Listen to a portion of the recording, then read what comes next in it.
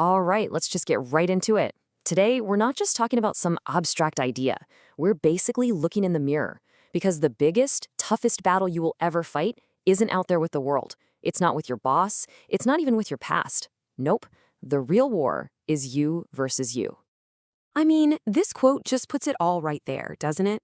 It points the finger right back at us. Your real enemy, it's that version of you that knows you should be studying but decides to scroll instead. The one who talks a big game about their goals but never actually chases them.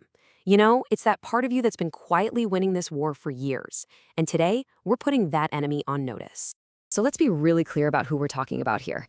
See, inside every single one of us, there are these two versions of you, fighting it out. There's the you that just consumes, scrolling, talking, waiting for the perfect moment. And then there's the you that creates, studying, chasing, building. And every single day, one of them wins. There are no ties.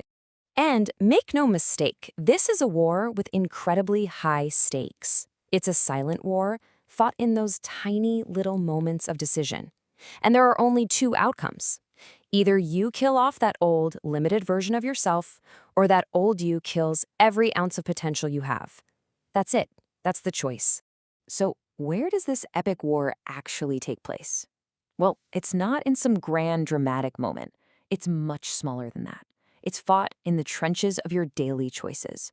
The real battlefield is your routine. The very first shot of the day is fired the second your alarm goes off. It's such a simple question, right? Snooze or move. But your answer, it sets the tone for everything that follows. Is today going to be a day of comfort and escape? Or is it going to be a day of action? Let's break down those two paths. The average you, well, that you hit snooze. Maybe just once, maybe 3 times. Instantly, you've chosen comfort over your commitment. But the rising you, that version of you rises, fights for more.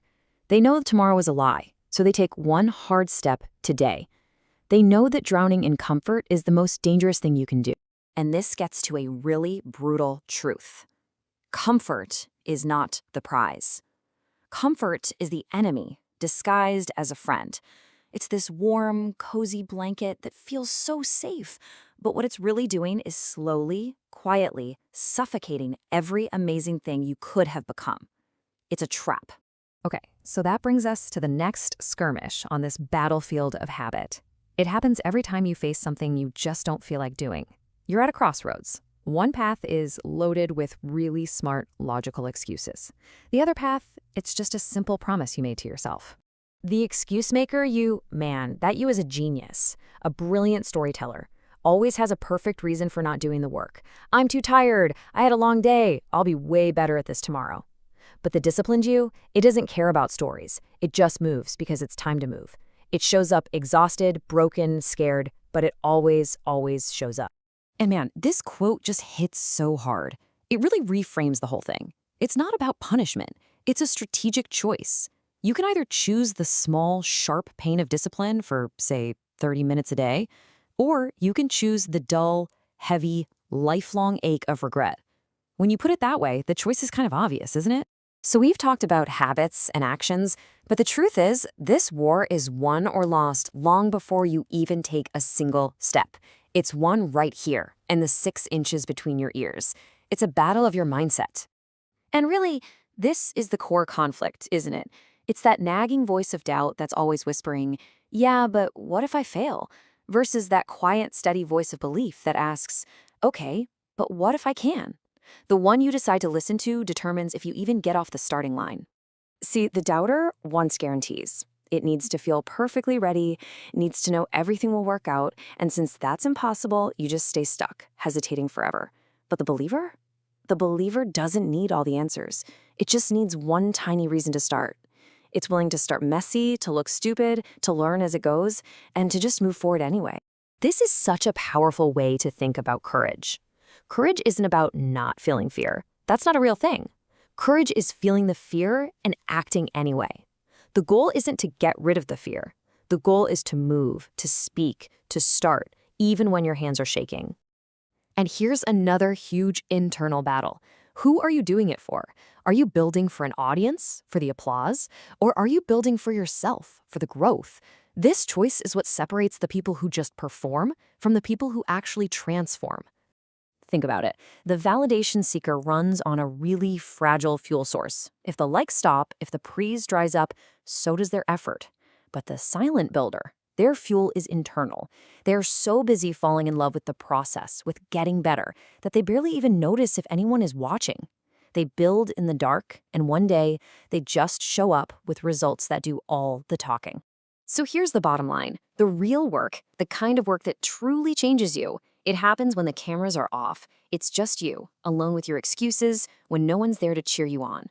That lonely, quiet place, that's where your future is forged. And all of this leads to maybe the most dangerous battle of all. It's the battle between accepting a good enough life and chasing a great one. And it's so sneaky because the voice telling you to settle often sounds so logical, so reasonable.